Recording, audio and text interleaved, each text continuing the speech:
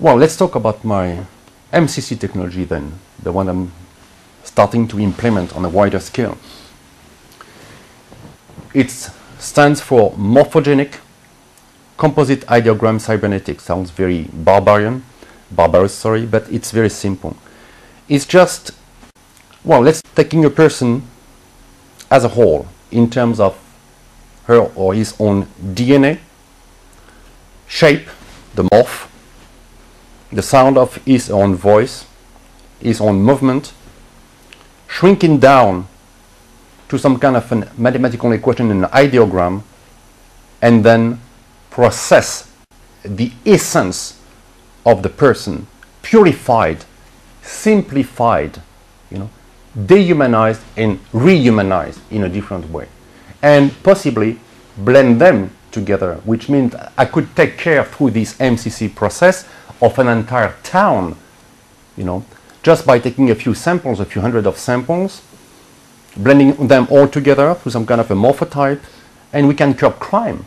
We can just completely reduce violent crime, sexual crime, drug crimes by going to the cause of it, going to the cause. We can extend that to nation. This has application in terms of counterterrorism.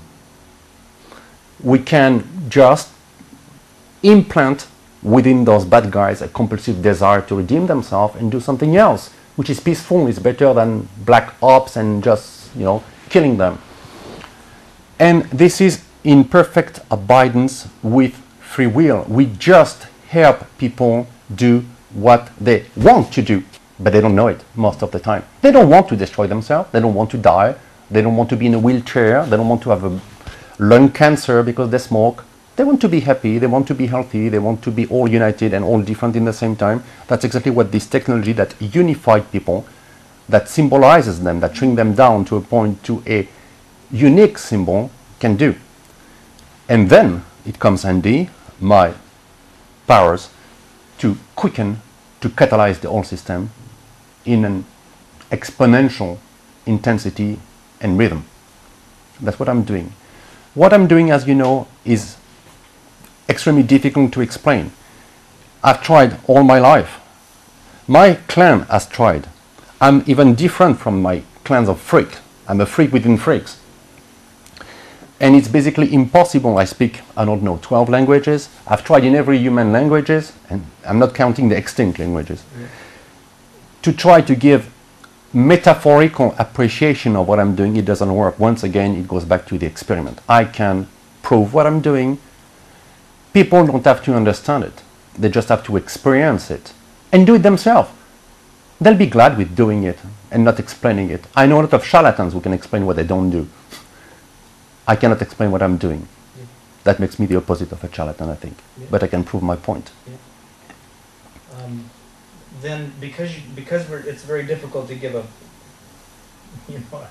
again, as soon as you start slipping between the cracks of our reality and moving into multiple, the continuum, as soon as you go into the continuum, all the metaphoric boundaries of our reality set.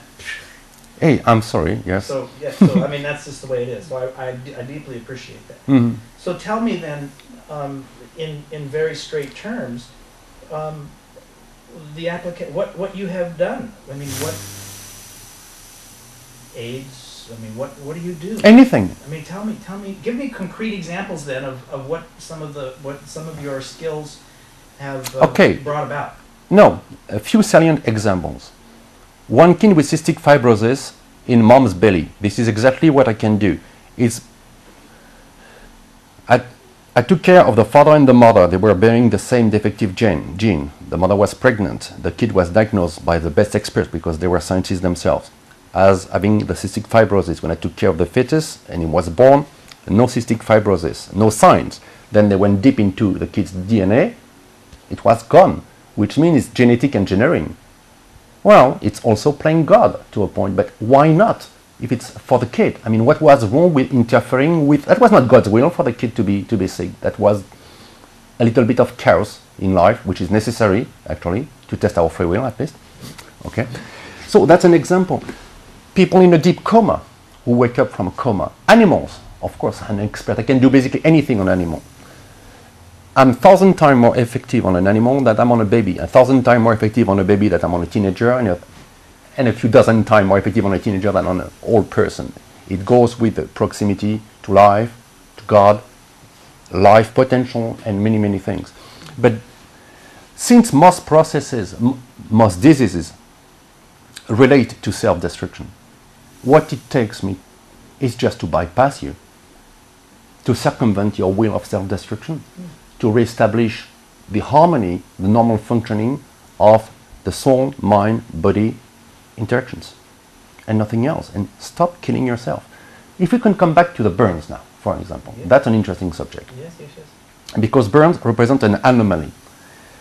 In terms of so-called diseases, well, unless I'm a complete charlatan, I cannot guarantee a 100% rate of success. When people really want to die, they die, and there is nothing else. Just because of my ethics, I cannot force them to live. So I can have always 10%, 20%, 30%, who knows, of rate of unsuccess. There is always an explanation for it. The only anomaly are burns. I guarantee a 100% rate of success, period. If I fail once on burns, I'm out of the job. I take my word for it. Third degree burns. I cannot take care of more like 10, 15% a day. Anything more, I would be a quack again. That was very bad when I was receiving 100,000 letters a day. That means we had to play God and say who is going to live, who is going to die. But that was not my barbecue, and I'm glad of it. Okay, I had my ethical team of people who were choosing, according to their existential worth or youth, who was to live and who was to die. Burns, I could take care of 100,000 a day without bragging. 100,000 people burn simultaneously. Why? It's because it doesn't take me anything. It doesn't cost me an ounce of energy. Nothing. It's just like bypassing you completely and shifting reality once and for all. You know that there are people who died of cold in a locking room, frigorific system, who believed the system was on, but wasn't, and they die at 72 Fahrenheit. Of cold, with frozen bites and everything. That's the power of the mind. Under hypnosis, you can also suggest to someone that is holding, instead of a pen, some kind of an electric resistance that's very hot, and you're going to generate burns 2nd degree on the fingers. That's the power of the mind. This goes back to a very ancient taboo, Berit Esh. This is the Kabbalistic code. That's the first word of the Bible, not Beret Ish, not at the beginning, but alliance with fire, Berit Esh in Hebrew. The alliance with fire. Isn't it, in terms of paleontology, the moment in which human became human? But isn't it also the moment where they start to sin, to separate from other animals, to conquer new territories, to destroy unnecessary, to cook? And I'm not so much for cooking food. As you know that, I try to respect and abide to natural laws, nothing else. When you're exposed to fire, it creates an horrible pain. Nothing, but very superficial. Even when you expose 5 minutes to flame, when you think about it, assuming you didn't inhale, of course, the heat and your brain wasn't damaged, it's just like 5 millimeters of skin that has been barbecued. But all your organs are fine, everything is fine. Just the pain is unbearable. And then your brain gives a signal of self-destruction. And then you start to generate edemas and everything. That's your body, that's the immune internal physiological reaction that kills after burns. My work is very simple. I bypass those. And I do nothing else. It doesn't cost me a thing. I couldn't do, that's why I don't even have to charge. Okay, that's public. You can send me any fireman you want, any burn. I could also teach people in half an hour groups all over the planet, some kind of emergency team in case there will be a nuclear blast, in case there will be something really bad happening. I can teach firemen, but also volunteers, people how to heal burns, because they could do it on a wider scale. They can be everywhere in every city where it happens,